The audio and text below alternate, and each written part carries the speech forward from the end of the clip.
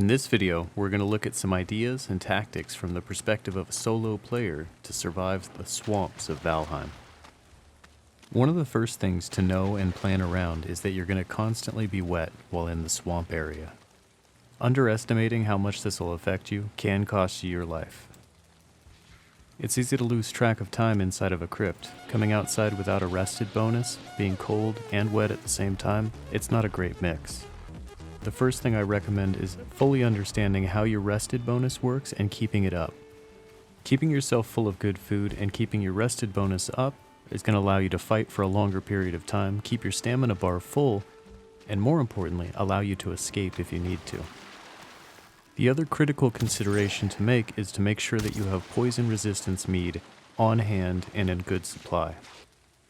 It will take time and preparation to put it all together, but having it is a necessity. You can and will be poisoned in the swamp. You'll be ambushed at some point, and if you're poisoned, if you're damaged, it's a very difficult thing to survive without poison resistance mead, especially because of all of these other ill effects that you constantly have within the swamp.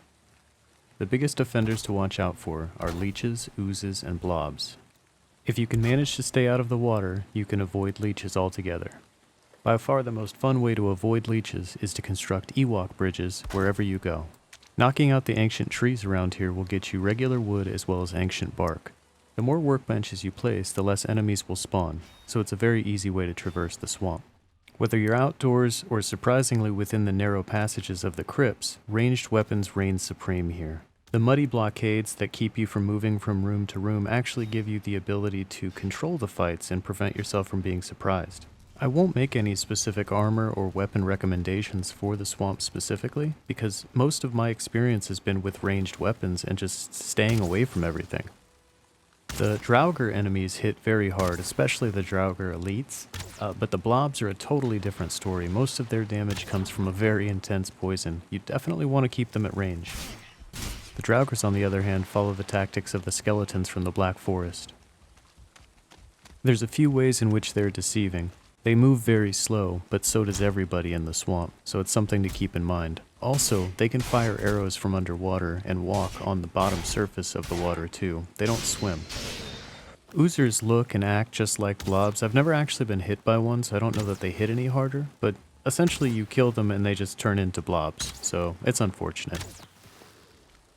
So we've covered some of the more common threats. What about some of the more uncommon things to experience within the swamp? I won't go into the details of the boss within this video, but there are two enemies I do want to talk about. The first one is Surtlings, and the second one is Wraiths. In the Black Forest, you picked up Surtling cores, and in the swamp, you reached the Surtlings themselves. They gather around these giant pillars of fire, which you may or may not have in your swamp. The cool thing is they drop Surtling cores.